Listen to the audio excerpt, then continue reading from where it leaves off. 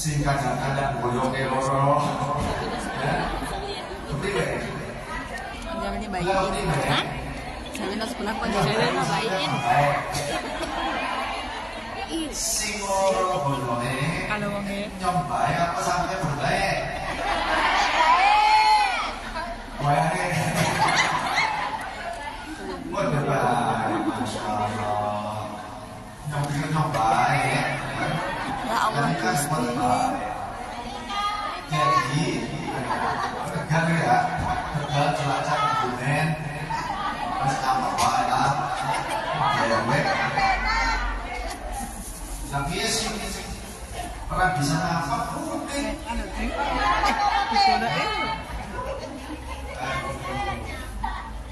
Jadi, yang siap-siap tuh ya, yang mulai-mulai tuh persendian, kemudian kalau kaki-kaki tangan sudah mulai remati-remati gitu. Iya benar. Kata Rasul, orang yang cerdas itu adalah orang yang memperbanyak ingat sehingga Rasul berkata, aktiru min dzikri hazimil laddat. Perbanyak oleh kalian mengingat sesuatu yang memisahkan keledatan, yang memutuskan dari mata apa? Al-mautu, yakni kematian. Apa jenengan biasa memberi ngomong orang mati sih? Ingat apa? Ingat kayak kali mati. Orang masalah. Iya lah. Kematian itu kan al-mautu bangka. Kematian itu tidak ada. Jadi kematian tidak menunggu kita tobat. Kematian tidak menunggu kita sakit. Karena banyak orang yang tanpa sakit pun mereka mati. Tidak perlu menunggu kita tua. Yang mudah mati juga banyak. Kalau saya nanti aja dulu, ibu aja dulu lah. Hah? Bapak? Aduh berarti musim COVID lagi mau gitu. Kalau musim COVID kan baru matinya. Jadi kembali ke ayat yang tadi, qul in kuntum tuhibbunallaha fattabi'uni. Jika kalian mencintai Allah maka ikuti aku. Sehingga kalau syaratnya mencintai Allah adalah taat dan mengikuti Rasulullah, bagaimana mungkin seseorang bisa mengikuti sunnahnya Rasul tanpa ada rasa cinta? Itu tidak. Nah ini kan yang akhlak sekarang, manut sama suaminya kalau ada rasa cinta. Kalau rasa cintanya sudah basi, itu kadang gak manut lagi. Kalau pada saat awal-awal ketika punya dia nyuguhin suaminya, kopinya manis. Tapi kalau sudah lama kopinya asin, bukan pahit lagi. Ya, dikasih cuka lagi, tambah lagi. Saking apa dendam sama suami? Dendam, ada yang dendam. Ya, itu bukan omongan belaka. Saya berkata siapa? Pekerja migran Indonesia yang wanita susah payah mencari uang di negeri orang, suaminya ada di kampung halaman. Istrinya tiap bulan kirimin transfer ke suaminya, dipakai kawin lagi. Enggak dendam itu. Dendam apa enggak? Yang macam yakin? Jadi dong, semuanya begitu. Tidak benar.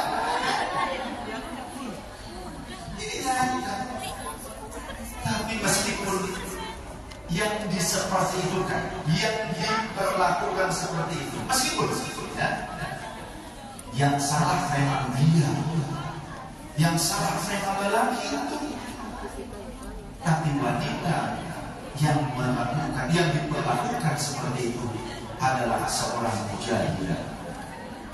Kenapa saya bilang seorang mujahidah? Anda semua panjenengan sedulur bekerja di sini mencari nafkah untuk keluarga di kampung halaman, anak-anak, orang tua, bahkan mungkin ada kerabat, sanak famili, bahkan ada yang ternyata suaminya makan dari hasil kerja istrinya di Hongkong. Betul, banyak. Ini curhat ya. Jadi curhat. Bagaimana dong apakah sia-sia? wanita ini bekerja. Tidak. Seorang manusia yang bekerja untuk menafkahi keluarganya, itu sesungguhnya dia sedang berada di jalan Allah Ta'ala. Jadi ada hikayat begini. Suatu ketika marra ala Nabi sallallahu alaihi wasallam, ada seorang laki-laki lewat di depan Nabi. Kemudian para ashabu Rasulullah sallallahu alaihi wasallam, para sahabat menyaksikan itu. Para sahabat melihat menyaksikan lelaki tersebut min jaladihi wa nasyatihi, saking apa? Perhatikan apa? Tokar, hitam kelam, kemudian juga terengginas, seperti terengginas, semangat. Jadi orang ini rajin bekerja. Itu bahasa apa, Mbak? Saking rajin bekerja di luar rumah, sampai hilang kulitnya merah, tetap bekerja keras. Lantas faqalu, para sahabat berkata, ya Rasulullah, inna hadza fisabilillah. Andai saja lelaki ini dia maju ke medan perang, tentu dahsyat hebat banget. Kata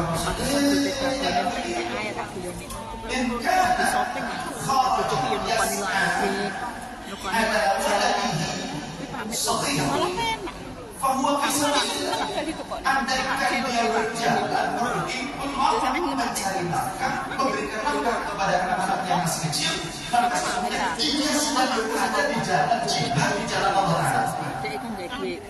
Wa inna kharaja yas'al ala abawaini syaikhaini kabiraini fa huwa fi sabilillah. Dan andaipun orang ini keluar rumah, berjalan bekerja untuk memenuhi kebutuhan menghidupi kedua orang tua yang sudah tua renta, maka sesungguhnya dia sedang jihad fisabilillah. Jadi jangan pikir jihad fisabilillah itu cuma maju ke medan laga, maju ke Palestina ke Gaza. Iya, saya ngerti Mbak, itu hak sampean. Kalau mau silakan dapat, bagus. Kalau mau tapi jangan cuma menghentikan makna jihad yang semua para pekerja migran ini. Bukan hanya jihad untuk lembaga, bahkan juga jihad untuk negara.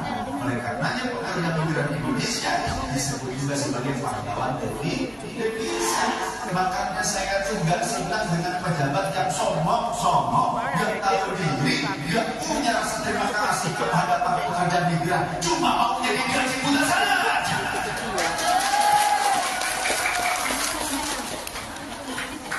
Padahal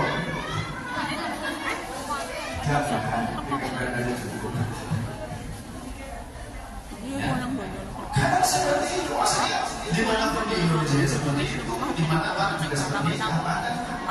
Karena apa? Saya bukan mau menjilat, saya tidak mau menjadi dua lisan, orang yang punya dua lisan. Awas, ada lagi dua lihain kata Rasul, ada orang yang bermuka dua. Orang bermuka dua dan orang berlidah dua itu nanti fafinari lisanari minan nari, yaitu lidah yang bercabang dari api neraka. Termasuk orang yang berwajah dua, maka dia akan tersungkur dalam kehinaan nanti di dalam neraka. Kadang awas hati-hati ya. Sekarang ini banyak orang yang bermuka dua. Kalau lagi butuh datang ke temannya, aduh tolongin saya dong, baik ya, gitu kan? Tolongin saya dong, ini saya kepepet nih, gitu ya. Pinjam dulu uang. Kalau lagi butuh, lagi pinjam ke temannya, itu mudah sekali dia datang dengan alasan datang ke pengajian, gitu kan?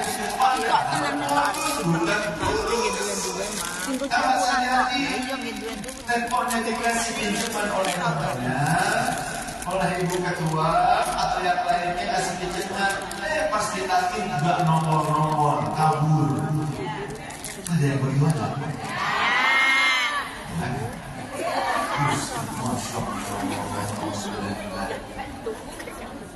Hati-hati dengan hutang. Bahkan kata Rasul, hal yang paling kuat, yang paling hebat merusak hubungan kekerabatan dan kekeluargaan adalah hutang. keadaan jihad ditangguhkan kesyahidannya ketika dia masih hidup. Benar, orang maju ke medan laga, contoh ke Gaza, tempur, dia pakai ketapel, IDF pakainya, tentara Israel pakainya senapan, dia pakai ketapel, pokoknya us body backup, maju ke medan laga, kemana? Ke Palestina, lalu tentara Israel, kemudian mati, syahid kan? Tapi kalau dia punya utang, kesyahidannya ditangguhkan. Bahkan Rasul dulu tidak mau nyolatin orang yang masih punya utang. Dia punya utang, ya sudah sholatin sama dia, aku nggak mau nyolatin dia. Rasul sampai nggak mau nyolatin orang satu itu. Makanya upayakan hidup ini jangan besar pasak daripada dia ngebelain gaya hidup. Gak usah gitu. Toh kalaupun kita bergaya, orang lain gak mungkin juga malah nolong kita, yang ada malah pinjamin kita. Betul tidak? Yang ada mereka maunya minta ke kita, maunya menerima dari kita. Boleh kita gaya, boleh orang muslim boleh. Apakah itu sombong? Bukan. Rasul pernah ditanya, ya Rasulullah, bagaimana dengan seseorang yang senang dengan pakaian yang indah, dengan sandal yang bagus, bagaimana ada juga dengan tunggangan yang hebat, yang bagus, yang kuat? Kata Rasul, innallaha jamilun yuhibbul jamal. Allah indah, Allah juga menyukai yang indah, Allah mencintai yang indah. Itu bukan kesombongan. Jadi kalau panjenengan sedoyo punya pakaian yang bagus, dipakai, tidak masalah, sama tujuannya benar. Niat apa? Niat untuk memperindah diri sebagai karunia Allah Ta'ala. Agar apa? Kalau kita pakaian bagus, barangkali kita malu mau minta-minta ke orang lain. Kan gitu kan? Punya kendaraan yang bagus, gak apa-apa. Pekerjaan migran masing-masing pada punya mobil, saya doakan. Mobil taksi juga tuh ya. Ya kalau punya, gak bisa disewakan. Ya, sudah dipakai sendiri. Punya kendaraan yang bagus. Yang penting bukan hasil nyuri ataupun korupsi, bukan hasil menzalimi orang lain, hasil kinerja sendiri. Baik, untuk apa nilai baik itu dari apa barometernya? Contoh untuk ibadah, bisa berangkat ke pengajian, mau hujan-hujan sekalipun, tetap saja bisa berangkat. Kan mobil sendiri. Kemudian kalau mobil sendiri, masa sih kita sendirian? Kita ajak teman-teman yang ikut ngaji ke pengajian bersama, bisa bareng-bareng. Maka itu merupakan sedekah. Itu juga jihad sama. Atau ibu punya uang yang banyak, gak masalah. Punya uang yang banyak, hasil kinerja sendiri, tidak masalah.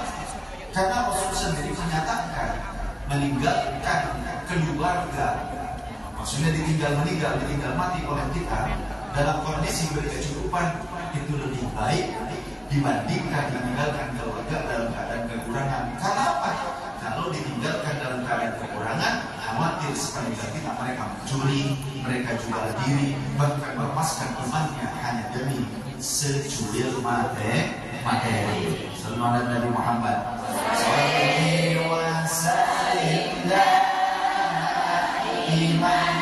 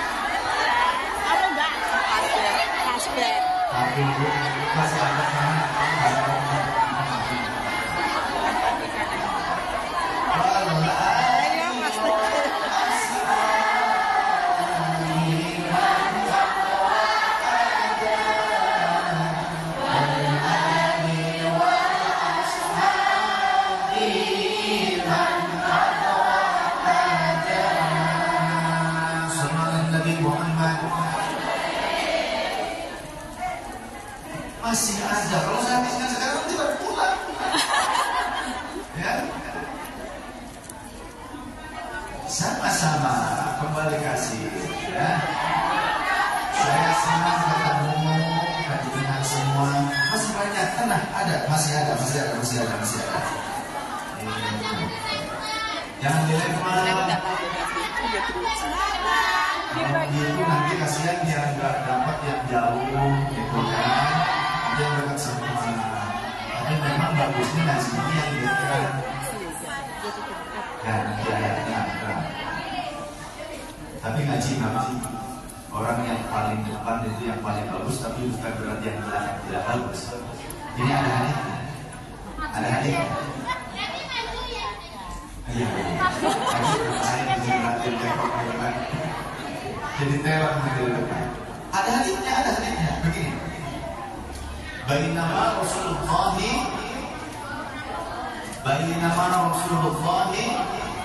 sallallahu alaihi wasallam. Kalau disebutkan asma Rasul di dekat kita selayaknya bersolat. Karena kalau kita tidak bersolat itu namanya bakhil. Alias pada sobat mereka secak jahit untuk kasihan berduduk berpatu oleh Muhammad itu keluar dari semok. Ngerti ibu? Jadi bakhil orang yang mati itu alladzina dzukirtu indahu falam yusalli alaihi. Orang yang ketika namaku disebut di dekatnya tapi dia tidak mau bersolat kepada lidah yang keluar itu orang yang bakhil. Jadi ketika baginda Rasul duduk di masjid, warna suma'anu, para sahabat berduduk-duduk di sekeliling baginda Rasul. Istilahnya halqah.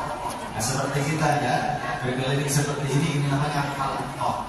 Halqah itu perkumpulan yang seperti seolah-olah melingkar. Yang satu baginda Rasul di depan, yang sekarang adalah gurunya yang di depan, yang lain mengelilinginya seperti itu. Yang paling banyak adalah yang di bagian depannya. Kemudian tiba-tiba datang 3 orang. Rasul sedang menyampaikan tiba-tiba datang 3 orang. Ternyata ada yang satu melihat celah di bagian depan, majalah sampingnya, lantas dia duduk di depan. Sedangkan yang kedua, majalah sampingnya dia duduk di belakang jemaah yang sudah hadir. Sedangkan amal akhal yang ketiga, fa'al dia pergi meninggalkan majelis ilmu Rasulullah. Itu Rasul yang menyampaikan itu pergi. Tidak ada alasan menurut syariat, tidak ada alasan yang mundur gitu ya, tidak ada mundur, pokoknya pergi aja, masuk aja.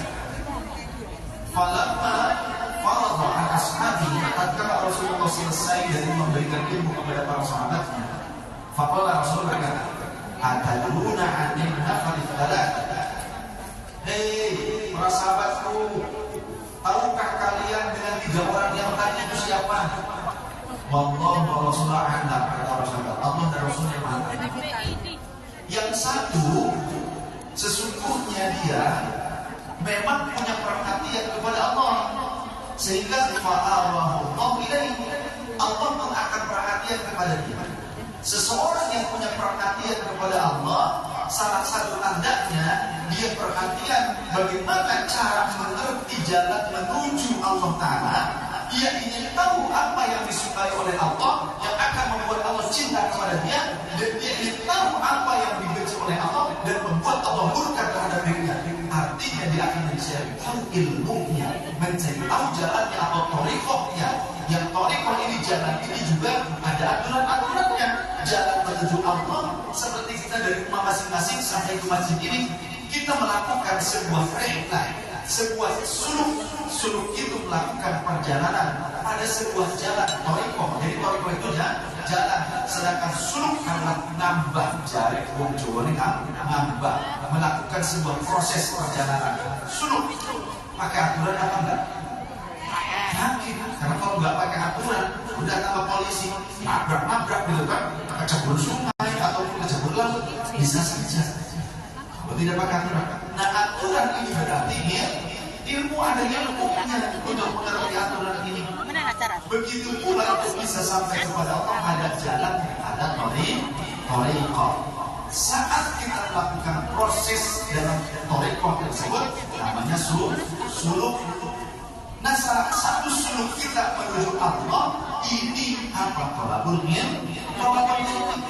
Mana buktinya? Hadits Rasul, man salaka tariqan yaltamisu fihi ilman sahalallahu lahu tariqan ila jannah. Siapa yang melakukan suatu perjalanan menuju majelis ilmu untuk mengkaji ilmu yang bermanfaat, maka Allah akan mudahkan jalan menuju surga. Surga adalah tempat hamba Allah yang muttaqin, hamba Allah yang mendapatkan reward yang dicintai Allah. Itulah surga. Berarti panjenengan sudah insyaallah nanti ngumpul di surga. Mau mudah apa mau susah masuk surga? Mau lama apa mau cepat masuk surga? Cepat. Semangat kan? Hebat. Mau lama apa mau cepat? Mau nunggunya lama masuk surga apa mau cepat masuk surga? Cepat masuk surga. Sekarang surga itu ya tak goleki nang kono. dimasuki Gandengan ngono lho. syarat masuk surga yang paling utama mati. Bukan orang hidup masuk surga. Orang film surga. Bukan jadi ibu mau cepat atau lama? Sebenarnya untuk itu mati saya kok keton. Orang Indonesia dimungkin mati. Syarat masuk surga yang pertama itu Mati. Makanya dulu Nabi Idris ketika didatangi tamu yakni para malaikat, karena saking malaikat itu takjub dengan yang namanya Idris. Dan dikasih nafsu aja melewati kali para malaikat jawab, mohon izin kami ingin silaturahmi ke Idris, silakan. Ketika datang bertemu disuguhi tidak makan, Nabi Idris tidur, mereka enggak tidur. Bingung Idris, akhirnya setelah 3 hari bertanya, kalian itu sebenarnya siapa sih? Disuguhi orang makan, ya, orang baik, anak lagi orang lembek, tidak saya dengan dekat aja begini. Bagaimana ini? Saya tidur, kalian orang buruk kepriwe. Nah, Idris ketahuilah, kami adalah malaikat yang diutus oleh Allah. Kami minta izin kepada Allah untuk mengunjungi engkau. Karena kami takjub Allah membanggakan engkau di hadapan kami para malaikat. Padahal kau manusia yang punya nafsu. Tapi kenapa Allah membanggakan engkau? Oh, ayat cinta kemudian pada sesi obrolan sebetulnya kalau saya ini kan udah ibadah ya, ribut ini dari Allah apa sih yang paling utama? Surga. Kalau gitu saya mau masuk surga deh. Ya nggak boleh. Kenapa nggak boleh? Emang surga punya kamu yang ngatur urusan masuk surga enggak? Itu siapa? Ya Allah. Jadi kan aja ke Allah. Tapi ada syarat, Riz.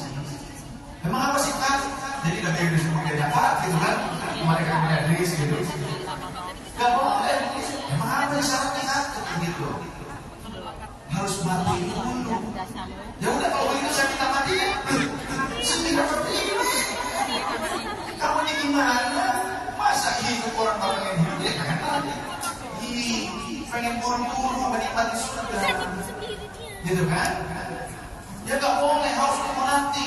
Belum banyaknya yang atur manusia hidup depan kamu Allah. Maka Nabi Idris begitu. Sudah kamu kan malaikat itu pelaksana. Tanya malaikat datang kepada dia, Rabbi, hamba-Mu yang namanya Idris katanya pengen mati. Karena apa? Karena Allah tahu kita ingin menegaskan.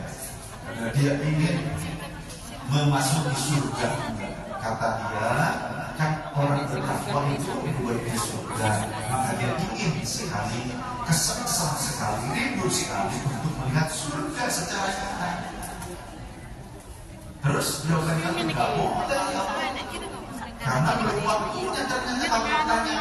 Kami sampaikan email kepada malaikat Israel. Jadi di email dulu malaikat Israel. Hil, kepriya si Ardi, gue semuanya apa dulu gitu. dukung, jago, konek. Nah akhirnya bagaimana? Tapi dia kekeh ya Allah Idris, katanya kan kau yang atur semuanya, kami melaksanakan. Ya sudah, berikan apa yang diminta oleh hamba Idris karena aku mencintainya. Tuh, Allah kalau cinta kepada hamba dikasih. Nah, jadi kita ini harus merayu-rayu Gusti Allah dulu bagaimana caranya membuat Allah cinta kepada kita. Ini jangan ini Pak, kebanyakan minta aja, gitu kan mempersembahkan kita. Jangan. Akhirnya koordinasi dengan malaikat Israel tim pelaksana. Ini kata Allah Taala sudah nyawanya Idris. Lah kenapa? Belum ada dari jadwalnya kata malaikat Israel. Belum ada jadwalnya. Tidak apa-apa. Tadi kata Allah Taala karena Allah sangat cinta kepada Idris, berikan apa yang diinginkan. Emang apa sih tujuan Idris mau mati? Kan gugur masuk surga. Akhirnya malaikat Israel nggak mau salah, nggak mau disalahkan juga. Nanya ke Allah Taala, kalau iya betul diberitahu. Akhirnya dilaksanakan. Pada saat dicabut, malaikat mau mencabut nyawa Nabi Idris, berbis sama Idris. Ya, hati gitu. Ini udah pelan banget orang gitu. Ini udah pelan banget. Kamu yang minta sekarang dilaksanakan kok malah mereka seperti ini. Ngomel. Tuh kan loh. Ini udah beli pelan, bis. Ternyata mati itu sakit. Kenapa? Karena orientasinya sudah Nabi Idris. Meskipun sakit, Nabi melanjutkan. Ketika sudah bawa tapi kata Nabi Idris, ruhnya ini jangan dulu ke surga. Kenapa? Kalau ke surga dulu nanti pas dulu ke neraka, nanti pas masuk lagi pas hidup lagi, wah, semau apa terngiang-ngiang luar biasa. Mendingan biar aja supaya nanti sekarang dia neraka dia surga. Kan endingnya enak juga kan, daripada endingnya kagak enak kita kayak lihat film horor gitu. Jangan lagi ini sih nganu ya, gak bener loh. Mesti banget pilih tidak dan cocok kalau lagi piye iki. Ini kan cetok. Siapa ini? Kami malaikat yang mengantarkan hamba Allah bernama Idris. Makanya katanya mau kunjungan ke dalam neraka belum dibuka. Belum ada pendaftaran. Allah yang memerintahkan apapun yang diminta itu sendiri. Tahan dulu, saya daripada salah, saya laporan dulu kepada Allah. Laporan dulu mereka. Kata Allah berikan apa yang dimau oleh hamba kekasih Idris. Akhirnya dibuka nanti di neraka, baru masuk baru lihat aja. Wow, itu kan umat luar biasa. Nah katanya kunjungan dengan apa? Jadi kerempuk apa tuh? Ditutup lagi kan? Ayo berkumpul. Ketika menghadapi malaikat menjaga pintu surga, siapa namanya? Malaikat Jibril. Anak mungkin sudah pacaran. Kemudian, pacarnya itu mau masuk aja. Belum disempel kan? Aduh, ini siapa urusannya? Ini saya bawa Idris. Gula motor ngene-ngene iki, Mbak. Oh, loro bisa kena bingung. Karena Allah mencintai Idris sudah menghadap kepada Allah. Aku lanang itu nukun motor elek di pilok lah dari di dapat di bolak-balik itu. Ketika sudah motor anakmu ayu Pak Juli. Motor aku orang juta pukul ini kan. Kaki orang bayar hati no. Ini tuh kuna sama di tinggal gawa terkait ke orang-orang anu didelok wong. Motor lagi didelok wong neh. Gitu aja di online iyo maksud delok wong asu. Tapi mau diapa-apain karena anakmu tinggal cilik. Capek lah tinggal nggak boleh. Kami kan perjanjiannya juga cuma fisik kayak saya ini pramu kemudian awak gitu bapak nanti saya juga cuma mengantarkan membawa kamu sebagai visitor saja. Ya boleh saya juga karena saya harus ikut ke London sama jabatan Idris. Biar saya di sini gak bisa. Nih, coba tanya, kalau hamba Allah masuk surga, emang akan ada yang dikeluarkan dari surga? Enggak. Orang masuk surga berapa lama? Abadan abad selama ya sudah saya sudah tinggal di surga. Tiap pada apa aja. Mereka baru kepala.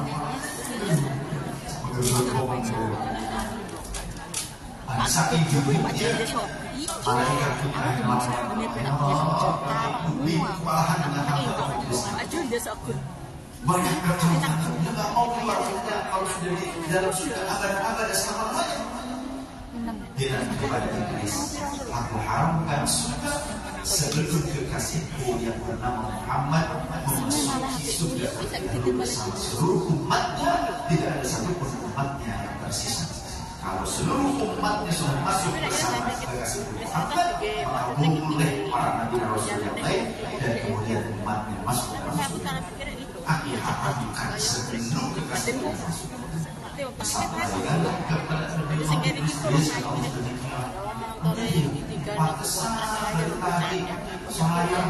tengok sana tengok sini, itu banyak sekali tulisan-tulisan asma Allah disandingkan dengan asma yang namanya Muhammad. Ternyata itu adalah kasih Allah Subhanahu wa Ta'ala. Bukan aku yang paling mencintai. Maka Nabi Idris dikasih marilah kalau memang Allah mengharapkan manusia masuk di surga sebelum kekasih Muhammad dan masuk, aku akan menunggu dan aku akan berjaya bersedekah kepada umat Muhammad sesuatu yang bermanfaat bisa dimanfaatkan oleh umat Muhammad umat akhir zaman. Apa itu? Nabi Idris mengajarkan menjahit. Artinya Nabi Idris mengajarkan manusia untuk produktif, untuk bekerja, membuat sebuah karya. Nabi Idris yang pertama kali menciptakan teknik menjahit, tapi tidak pakai sinar, nggak pakai mesin jahit, yang masih ketos. Nabi Idris bahkan kalau ada yang bekerja menjadi animation, ya menjahit atau apapun, hanya jahitnya kepada Nabi Idris Al-Fatihah. Itu. Nah, ternyata Nabi Idris akhirnya meminta kepada Allah agar diangkatkan umurnya ingin jadi umat Nabi Muhammad Sallallahu Alaihi Wasallam. Makanya menurut sebagian keterangan bukan hanya Nabi Khidir dan Ilyas dan Nabi Isa saja, bukan hanya 3 orang ini saja yang masih hidup panjang umur, tapi juga yang keempatnya Nabi Idris. Jadi Nabi Khidir alaihissalam, Nabi Ilyas alaihissalam, Nabi Isa alaihissalam dan Nabi Idris alaihissalam. 4 orang inilah yang diberikan panjang umur oleh Allah Subhanahu wa Ta'ala untuk bisa hidup sampai pada masa menjadi umat Nabi Muhammad sallallahu alaihi wasallam. Masya Allah. Ya Rabbi bil Mustafa balik wa qasidana wa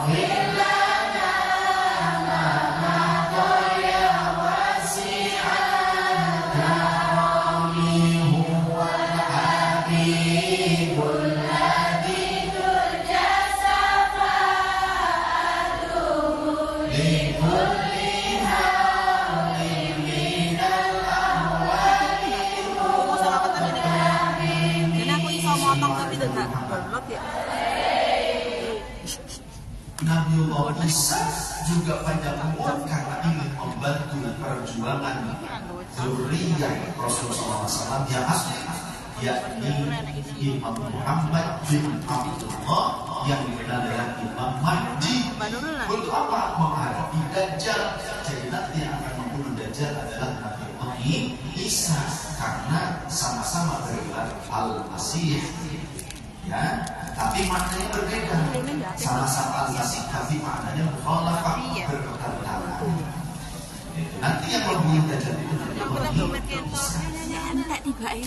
sahabat-sahabat sahabat yang dirahmati Allah Subhanahu wa Ta'ala. Jadi produktivitas manusia ini merupakan sebuah anugerah dari Allah Subhanahu wa taala yang bisa dijadikan sebagai bekal ibadah. Sehingga Rasulullah SAW beliau menyatakan bahwa jika seseorang memberi makan untuk dirinya, tentu harus bekerja. Untuk memberi makan diri kita harus bekerja. Man anfaqa nafsahu, siapa yang menafkahi dirinya sendiri, fahuwa fi sabilillah atau maka dia berada pada perjuangan di jalan Allah, dan juga baginya akan mendapatkan pahala sedekah. Wa man anfaqa ala waladihi atau wa man anfaqa waladihi, siapa yang menafkahi anaknya, falahu shadaqah, maka itu juga akan bernilai sedekah. Wa man anfaqa zawjatahu, dan siapa yang menafkahi istrinya atau juga seorang wanita menafkahi suaminya dengan tujuan membantu, ya, bukan berarti laki-laki harus tumpang kaki leha-leha kerja, wanita laki-lakinya nggak mau kerja, bukan begitu, itu salah. Karena kewajiban menafkahi sebenarnya suami. Tapi jika seorang istri juga ikut serta menafkahi keluarga, falah shadaqah, kalau bagi perempuan berarti falah shadaqah, maka dia akan mendapatkan pahala sedekah. Laki-laki menafkahi istrinya juga itu sedekah, menafkahi anaknya, menafkahi orang tuanya itu juga sedekah. Kemudian man anfaqa khadimahu, siapa yang menafkahi pembantunya, falahu shadaqah, maka dia juga mendapatkan pahala sedekah. Jadi apa yang kita keluarkan untuk memberikan jaminan hidup kepada orang lain, terlebih itu adalah keluarga ataupun orang-orang yang wajib kita nafkahi atau orang-orang dekat kita, maka itu nilainya sedekah. Jadi boleh dong kita menikmati hasil kerja kita, oh harus, betul tidak? Kalau apa? Tidak boleh. Jadi panjenengan semua menafkahi diri sendiri, menikmati hasil kerja, bukan materi.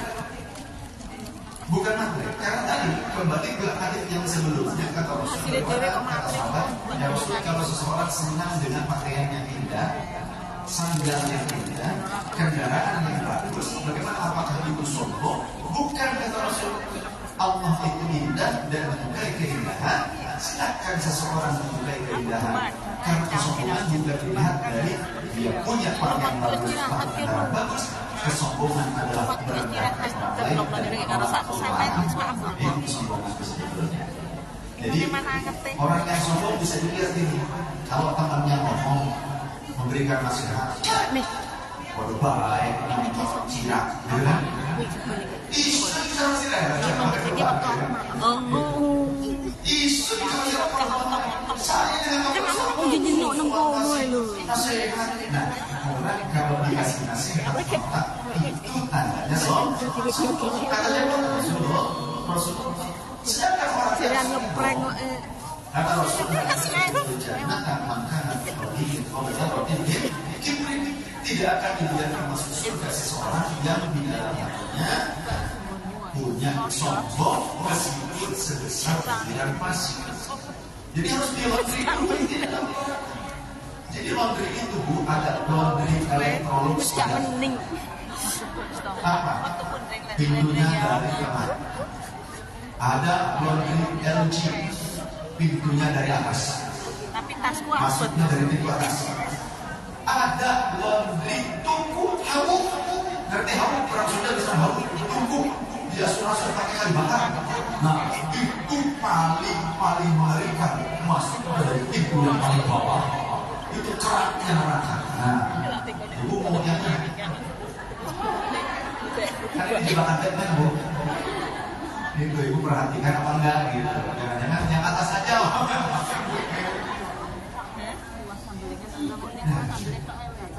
Dan ternyata Ibu mau masuk neraka apa enggak? Siji pikirku lah kan. Masuk neraka apa enggak? Mau apa tidak?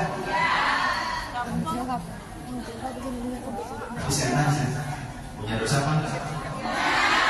Enggak. Nah yang tadi punya dosa sedikit itu diapain dulu? Di luar, punya enggak ya gimana kira-kira?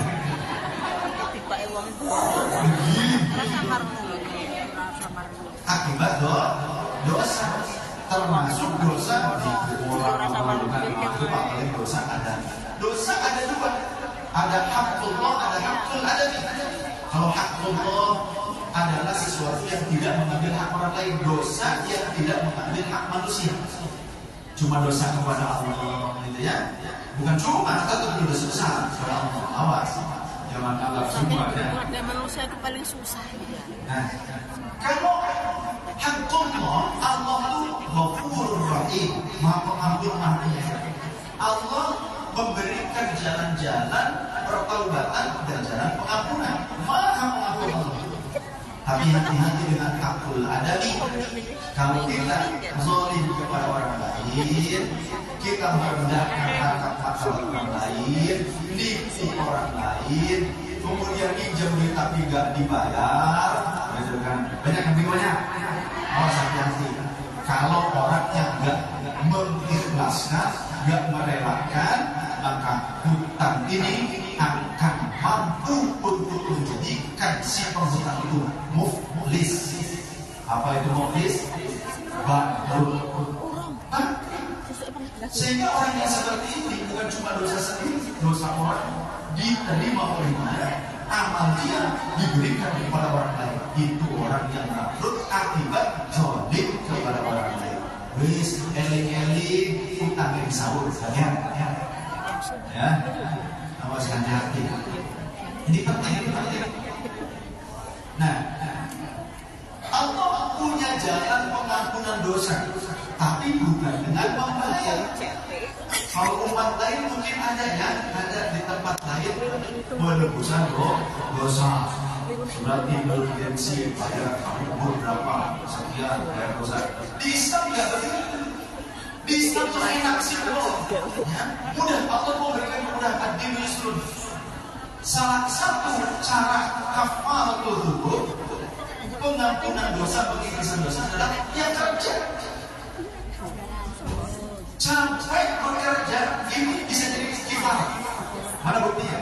Nih, hadis Muslim ya. Inna minadz dzunubi dzunuban la yukaffiruha as-salatu wala as-shawmu wala al-hajju wala al-umrah. Dari sekian banyak dosa itu ada dosa yang tidak bisa dihapuskan oleh sholat, oleh puasa, oleh hajian, oleh umroh, nggak bisa. Ini di sini Bu Haji banyak ya, Bu Haji banyak, umroh banyak umroh, ada. Jadi kalau sudah hajian nggak usah begini. Kalau diundang sama temannya pengajian, ya harus ada hajir. Kalau nggak ada hajirnya, orang tekah, nggak mau datang. Alim dongkap lagi, nggak sudi nggak datang. Itu kalau baru haji satu kali. Kalau hajinya 4 kali. Haji. Repot nih kalau baru sama aja begini. Ya kalau yang haji kan masih haji. Kalau yang baru masa umroh gitu. Manggilnya umroh atau gitu. Inna minadz dzunubi dzunuban la yukaffiruha as-salatu wala as-shawmu wala al-hajju wala al-umrah. Ada dosa dari sekian dosa yang tidak bisa dikikis, tidak bisa dihapuskan oleh sholat, bukan berarti nggak perlu sholat, ya. Oleh puasa bukan berarti tinggalin puasa. Wala haji wala umrah itu tidak pula bisa dikikis dengan haji dan umrah. Akan tetapi kalau para sahabat menjawab, ma yukaffiruha ya Rasulullah. Apa yang bisa mengikis dan menghapuskan dosa itu ya Rasulullah? Kalau Rasulullah jawab, al-humumu fi qalatil ma'isyati, susah payahnya nyari nafkah untuk penghidupan diri dan keluarga. Maka insya Allah ibu yang susah payah, yang sekarang susah payah, ya, kalau yang nggak susah payah, ya sama saja, karena juga bagian itu pengisian dosa. Tapi katanya, ya, ini katanya. Kok bisa langsung? Kalau ini bukan bagian masjid, bukan masjidnya, tempat sholatnya di sini, pada atas. Jadi ini mah hallnya ya. Oh, baik, berarti bebas. Nih, katanya banyak saudara-saudara kita yang tidak seperti kita. Banyak mereka yang harus ini di sini betul. Banyak mereka yang oleh masyarakat ini bahkan disiksa, dan kemudian mereka harus bertahan hidup. Mereka akhirnya kabur karena kalau tidak keluar mereka terancam jiwanya. Allah berada yang disatukan dengan peliharaan yang anjing, disuruh makan satu wadah dengan anjing, katanya dipaksa seperti itu, akhirnya harus keluar. Nah, ternyata ada di antara kita ini, di antara panjenengan, di antaranya ibu ketua Sofi, yang beliau kemudian tergerak hatinya untuk bukan membantu, ya, menyediakan sebuah tempat untuk merecovery bagaimana saudara-saudara kita sebangsa sebangsa, entah itu yang muslim atau yang non muslim, tapi kebanyakan muslim kan, apalagi muslim, saudara kita butuh mereka pertolongan kita. Jadi kita ini kalau mau ditolong oleh Allah, tolong menolong. Setuju tidak? Kata siapa? Rasulullah. Wallahu fi auni al-'abdi ma dama al-'abdu fi aunihi. Allah akan menolong hamba-Nya selama hamba-Nya itu mau saling tolong dengan sesamanya. Jadi kalau kita sekarang menolong orang, jangan kita minta balasan dari manusia. Jangan berharap ketika menolong orang dia akan membalas kita. Jangan, itu terlalu kecil. Kemampuan dia saja mungkin kurang. Yang hebat kalau kita menolong seseorang, kemudian kita serahkan jawab, inilah khidmatku, semoga engkau yang menolongku. Maka Allah akan datangkan banyak orang kepada kita untuk menolong kita. Dan Allah akan mendatangkan manusia, Allah akan mendatangkan para malaikat untuk menolong kita. Jadi pertolongan adalah dari orang yang kita tolong. Tapi aku mau lali sayang yang menolong. karena datang bukan duit lah aku duit lain bisa dan mana kau berapa seperti kalau tak nyampe aku ngajak mas pada kesempatan saat ini saya ingin mengajak, ya, barangkali saya juga ingin ikut sambutan. Saya punya pegangan untuk pikir, saya punya tasbih, bukan untuk saya. Kita akan lihat, bukan jual beli ya, tapi ini kita akan tawarkan sodakoh dengan nilai tertinggi. Maka tasbih saya itu minggu kedua ya Mbak Oke. Kebetulan ini biasa sekali dari teman saya, ya, karena ada dua yang bisa saya lepas, jadi saya suruh coba gantian. Jadi ini baik kan juga.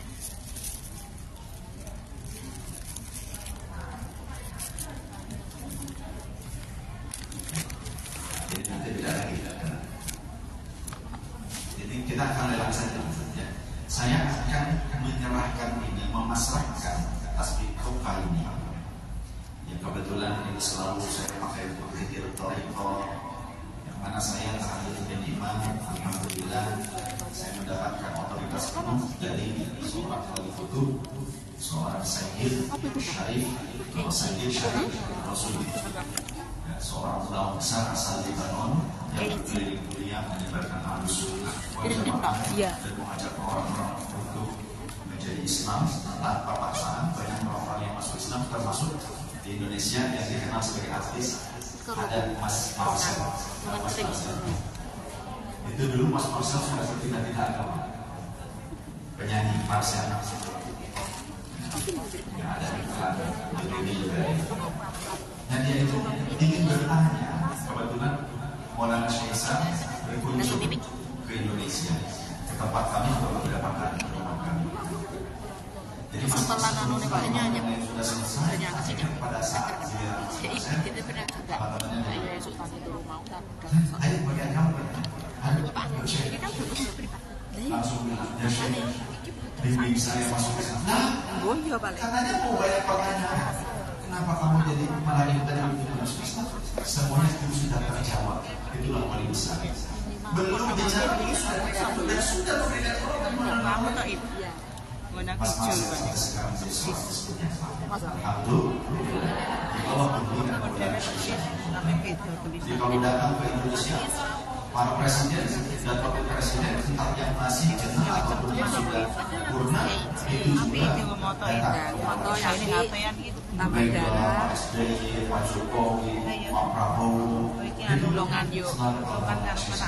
saya aku malah biasanya kurang gitu mau yang esok datang untuk menyebarkan ke seluruh pelosok, ke berbagai negara. Bahkan ada beberapa Eropa juga, kami punya cabang di Polandia, kurang darah nih langsung membeli ini adalah sesuatu yang biasa juga dipakai oleh para sahabat. Dan kita pahami tapi itu mepet loh bulan nanti terakhir dorongnya itu mepet jadi nih aku es lekas rasanya itu dia mau nonton ini kok bikin ini kita bandara ayo kita roh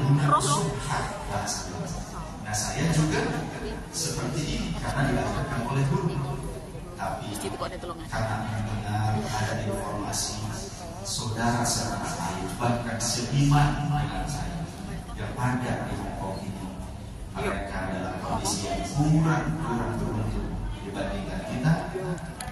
Saya ingin melelang ini Pak Ustaz, barangkali Pak Ustaz yang bisa menjadi ini speakernya Pak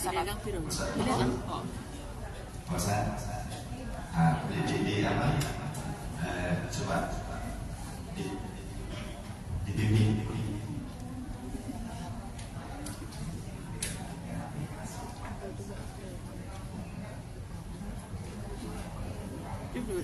Oleh harga terbilang lelang itu ada modelnya siapa sih maksudnya dilelang paling di batas harga terendah berapa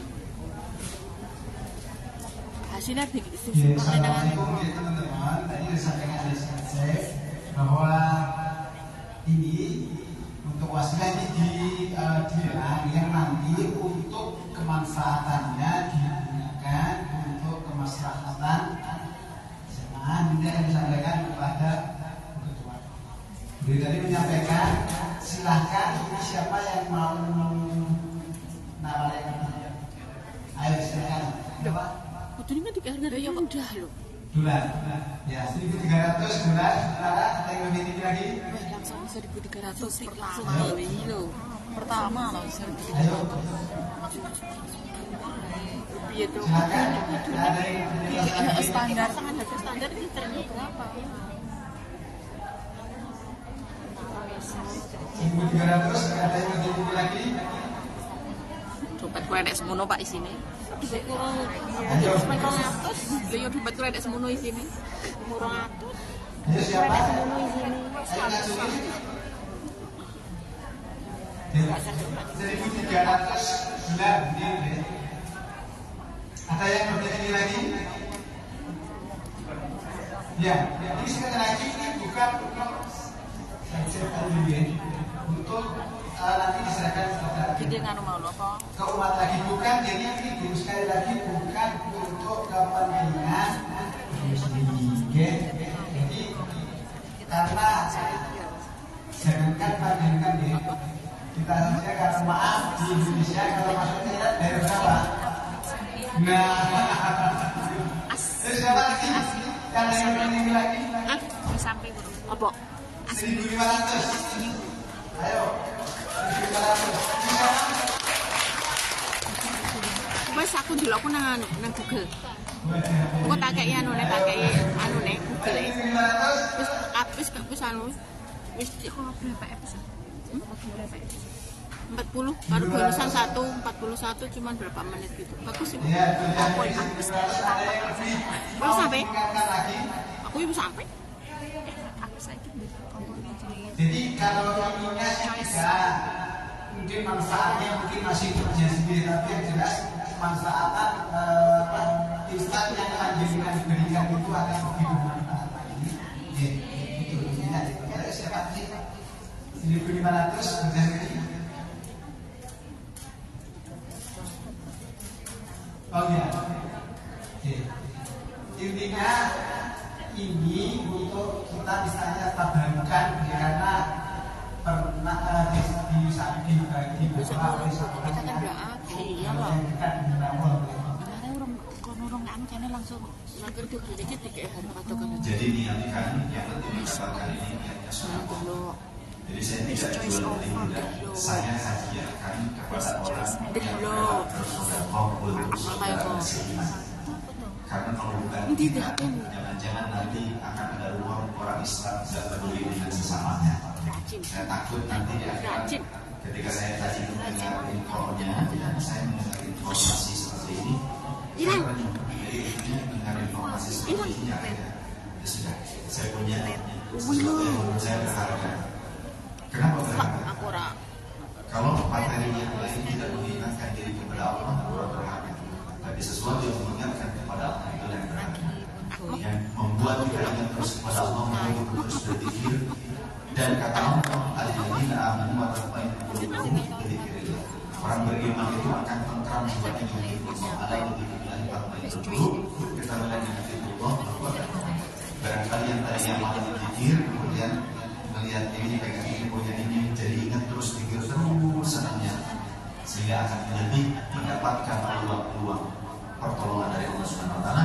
Terlebih sedekahnya bukan untuk saya, sedekahnya akan diberikan untuk kegiatan di majelis ini, kemudian juga untuk membantu teman-temannya yang seiman, sebangsa senegara yang membutuhkan pertolongan.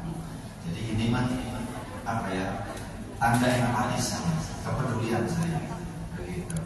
Karena kalau uang dolar saya nggak bisa, karena nggak punya.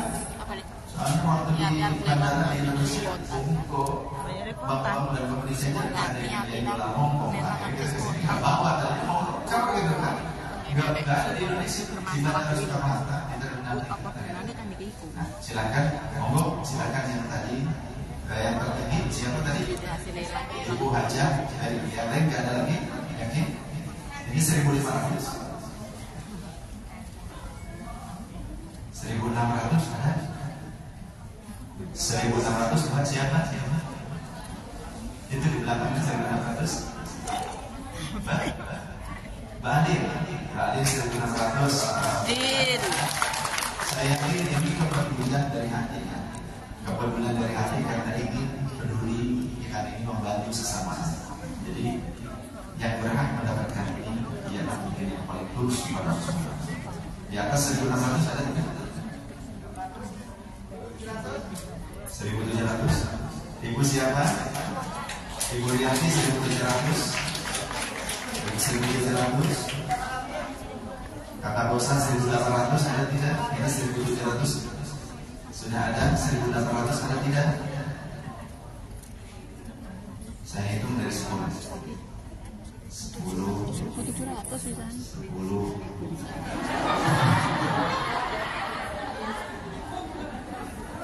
Berapa? 1.800 Mbak Ali. Ini Pak Ustaz masih naik lagi Ustaz. 1.800 ya. Baik. Terakhir closing. Mbak Ali silahkan maju ke depan.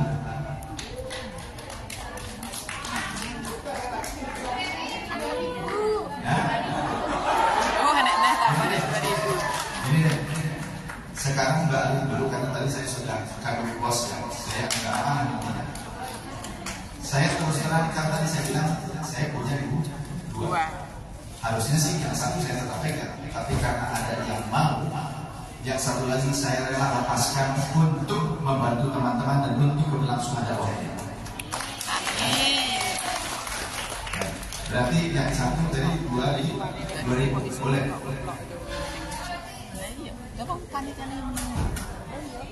Saya cuma bawa 2, saya cuma punya 2. Ya, jadi nggak ada lagi. Mohon maaf.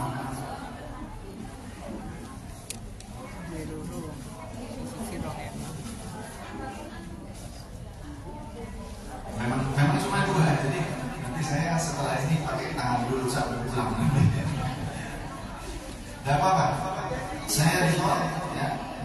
Wajah dari silakan. Bismillah.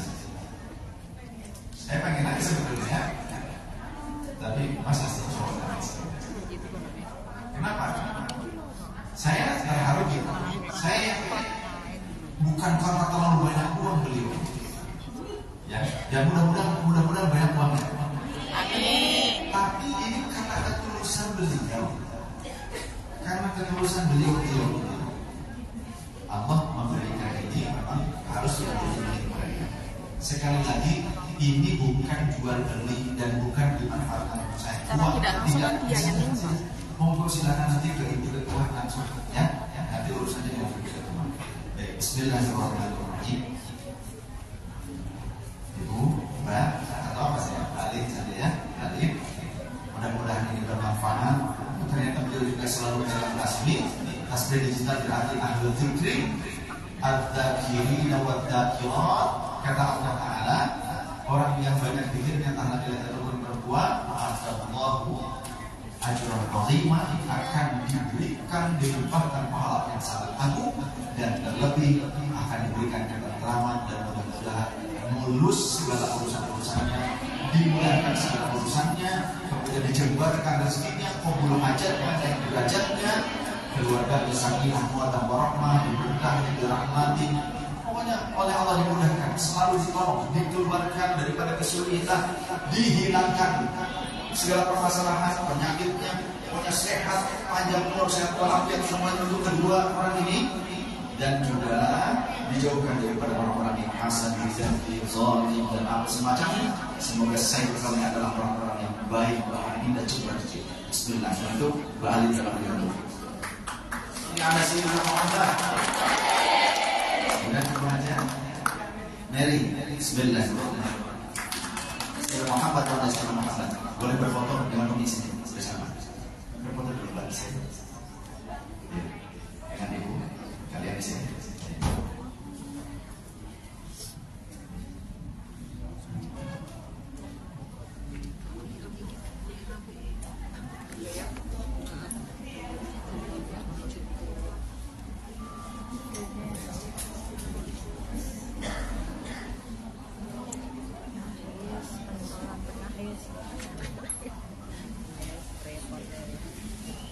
Alhamdulillah, terima kasih banyak.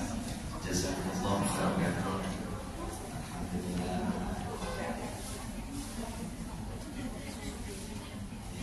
Terima kasih. Kami buka sehari kan? Sehari. Jadi saya nanti beli dan 1.500 pakai tangan, 3.000 pakai tangan. Tidak apa-apa. Yang penting mereka berhak karena ketulusan hati mereka dan juga untuk membantu pergerakan dakwah ini. Ketua dan timnya yang totalitas ya membantu saudara-saudara muslim. Langsung guys, masya Allah. Aplaus boleh langsung sebenarnya. Allah Allah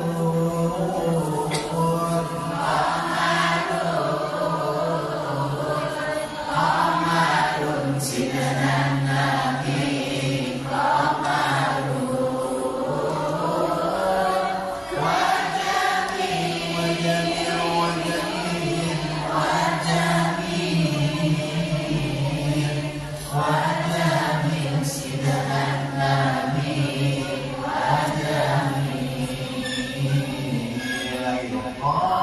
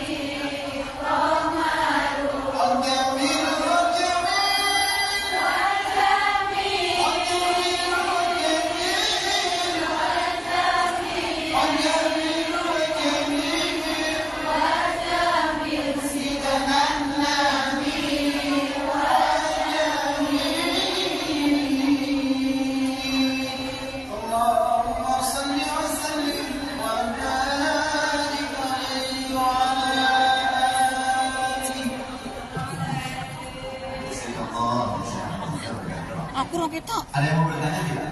Apa saja boleh? Nah kalau Boleh, tentang apa saja. Barangkali ada yang bertanya, silakan. Boleh, silakan ajukan jempol kamu. Terus silakan. Mikrofon ini bisa dipakai.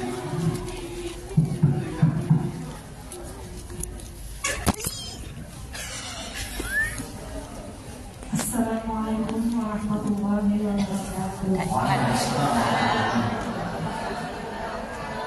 Saya mau bertanya tentang sholat. Kalau seandainya kita kan kerjanya jaga anak, kadang kita jam 10 diajak pergi, pulang jam 7, jam 8. Itu bagaimana mengkoordinasi? Bisa. Untuk apa sholat? Itu biasanya kita kan satu hari itu diajak jam 10 sampai jam 7 malam baru pulang ke rumah. Terus cara sholatnya zuhur, asar, maghrib itu kita jadi satu. Terima kasih. Baik. Sebaiknya sholat ada aturan, ya, ada aturan. Jika memang diupayakan ada waktu, Allah telah memberikan klausul melalui Rasul SAW. Jadi sholat itu mau putar ada waktu-waktunya. Ketika kita tidak bisa sholat pada waktunya, ada rukhsah pada kondisi tertentu. Ketika perjalanannya jauh, bisa bisa dijamak atau bahkan di sholat. Tapi ada sholat yang boleh dijamak tapi nggak boleh dikosor. Meskipun perjalanannya tidak mencapai masafatul qasri. Masafatul qasri itu berapa sih? 80 km. Jadi kita akan bahas jamak dulu sebentar, ya. Sholat jamak itu menggabungkan dua sholat pada satu waktu. Ini hanya ada dua gabungan, zuhur dengan asar atau asar ke zuhur, maghrib dengan isya atau isya ke maghrib. Tidak boleh lewat, yakni asar ke maghrib ataupun zuhur ke isya. Itu yang tidak boleh. Jadi zuhur pasangannya dengan asar, maghrib pasangannya dengan isya. Waktunya boleh di waktu yang awal atau waktu yang kedua. Jamak takdim kalau diawalkan, kalau diakhirkan jamak takhir. Nah, jamak, maaf sebelum jamak qasar. Kalau qasar hanya khusus untuk orang yang melakukan perjalanan yang tujuannya jelas dan mencapai 81 km alias masafatul qasr. Tapi boleh dilaksanakan qasar ini meskipun baru berjalan 10 km atau 5 km. Kita baru jalan 5 km, ada waktu, boleh mengkosornya. Qasar itu hanya sholat yang 4 rakaat menjadi 2. Maghrib gak bisa dikosor, masa 1,5 rakaat subuh juga gak bisa. Qasar itu meringkas sholat yang 4 rakaat menjadi 2. Ada lagi sholat jamak. Boleh jamak plus qasar, boleh jamak saja, boleh qasar saja.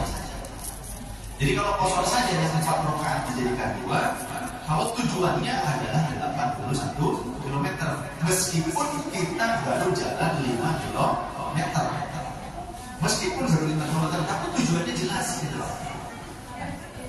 Kemudian kita boleh mengambil opsi berikutnya, boleh menjamak saja, selain qasar saja, boleh jamak saja. 4 rakaat zuhur, 4 rakaat asar, 3 rakaat maghrib, 4 rakaat isya. Boleh juga klausul yang ketiga, option yang ketiga, apa? Jamak plus qasar. Zuhur 2, asar 2, maghrib 3 maghrib yang menjadi qasar, isya ya jadi 2. Boleh.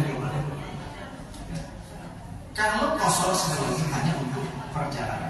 Tapi kalau jamak itu tidak hanya untuk orang yang safar. Ada kondisi force majeure, kondisi yang tidak biasa, kondisi yang membuat udzur. Contoh apa? Kebanjiran, kebakaran, meskipun bukan rumah tidak kebakaran, 5 rumah dari kita, kalau kita tinggal sholat berewet, maka kita bantulah rumah tersebut. Akhirnya kita menjamak sholat tersebut, bukan kosong, hanya jamak. Termasuk macet. Kondisi macet yang tidak biasa, kejebak macet. Kondisi yang force major seperti itu udzur syar'i. Boleh menjamak tapi tidak boleh kosong. Nah, sebagai seorang muslim dan muslimah, tentunya kita punya kewajiban sholat yang paling utama. Ketika kita tidak memperhatikan sholat kita yang muakkadatan, yang telah ditetapkan waktu-waktunya, maka tentu ini akan berbekas dosa. Tapi jika kondisinya tidak bisa jamak, tidak bisa kosong, bagaimana? Contoh, dalam pesawat yang mau umroh, gitu kan? Yang mau umroh, ini kalau dari Indonesia di 9 jam 25 menit. Pas kebetulan ada 2 waktu sholat, bahkan mungkin bisa 3 waktu di dalam pesawat. Yang nggak bisa ruku sujud dengan sempurna, wudu juga nggak bisa pakai air, debu juga nggak ada yang jelas-jelas debu, gitu kan? Cuma perkiraan debu. Maka bagaimana? Ada menurut para ulama Syafi'iyah termasuk Imam Syafi'i, sholat bahkan nggak bisa ruku, nggak bisa sujud dengan sempurna, di kursi begitu aja sholatnya. Namanya sholat dihormatil waktu. Sholat dihormatil waktu itu adalah memenuhi haknya waktu untuk kita melaksanakan sholat, meskipun syarat-syaratnya tidak terpenuhi. Tapi ini nanti wajib dikodok. Saat itu melaksanakan sambil duduk di kursi itu, nanti pada saat buat waktu mengkodok sholat tersebut, namanya sholat dihormatil waktu dalam kondisi mundur seperti itu.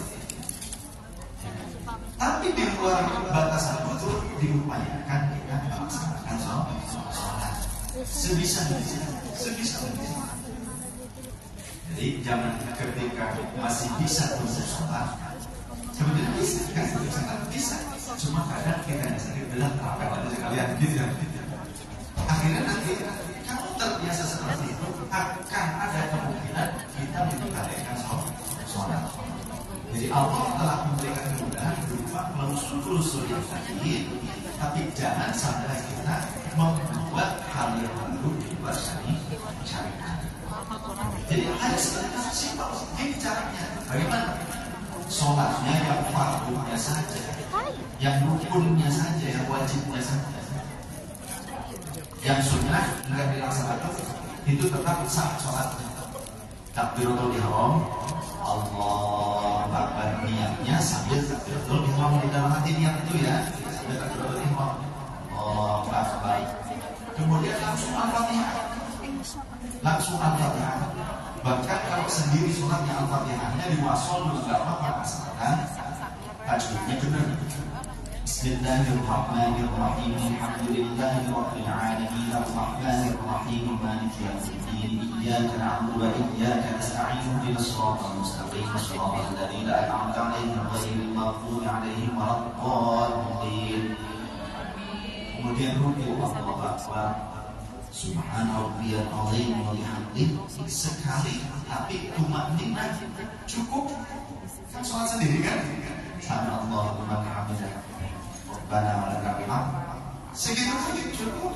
Bahkan doa ini kemudian sujud subhanallahil a'la wa bihamdihi sekali pun cukup. Yang penting tumakninah. Kemudian duduk. Kalau Rabbi firli warhamni wajhuli warfa'ni, kepanjangan cukup. Rabbi firli cukup. Sujud lagi Subhanallahil azim wa bihamdihi atau tanpa wa bihamdihi, tapi enggak bisa disebutkan tanpanya Subhanallahil azim tanpa wa bihamdihi. Dan ini mah pilihan. Kemudian bangkit gitu. Ini pelaksanaan yang lebih simpel, itu yang rukun-rukunnya saja. Lalu kemudian nanti pada saat tasyahud akhir khususnya, kalau tasyahud awal kan pendek lah ya. Tasyahud awal itu sunnah juga hukumnya, sunnah maka kalau ketinggalan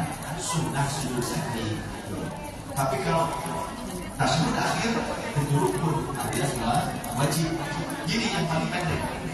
Tasyahud akhir, halo, masih menyimak?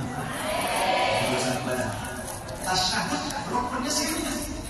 At-tahiyyatu lillah, assalamu alayka ayyuhan nabiy wa rahmatullahi wa barakatuh. Assalamu alayna wa ala ibadillahi shalihin. Asyhadu an la ilaha illallah wa asyhadu anna Muhammadar Rasulullah. Allahumma shalli ala sayyidina Muhammad wa ala ali Muhammad. Jadi tambahan menyempurnakan. Cukup segitu. Assalamualaikum warahmatullahi. Sekali juga salahnya cukup. Oh, ini waktunya sholat ya. Jadi cukup. Assalamualaikum warahmatullahi. Sudah langsung maksimal dikirakan pekerjaan kita.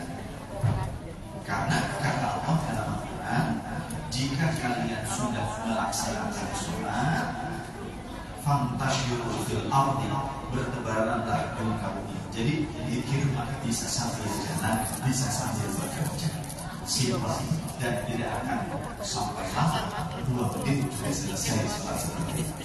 Nah, itu tidak. Dan saya yakin majikan bisa paham jika memang diberikan dan lama kok 5 menit berarti beserta butuh yang fardunya saja butuh tanpa yang sunnah boleh bisa salat. Demikian, karena ini sudah memasuki waktu isoma, jadi akan di rehat dulu ya.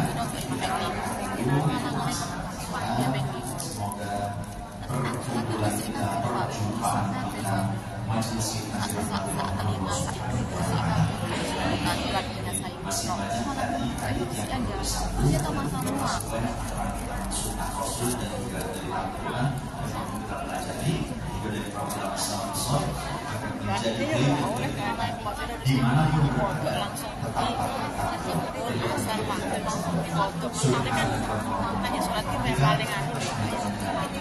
bukannya sholat yang menyesuaikan jadwal kita yang harus sholat karena sholat itu sudah patokan dan dari Allah nggak bisa ditawar-tawar. Terima kasih. Assalamualaikum.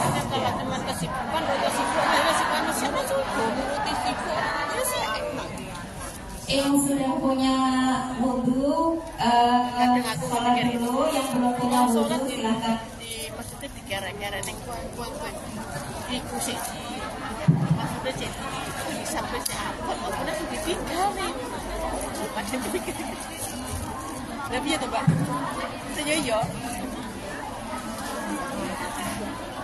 yang pakai ingat pas sholat yang kode minta tekon pertama kan kode sholat enggak kadang-kadang nanti salah di kayak lagi kan nek ibu salah suruh tekon ibu yang sudah mulai dulu kalau aku mesti tekon ibu apa beda kenapa saya kok yang bapak ada lagi nanti sesi siang sholat dereng-dereng jangan sholat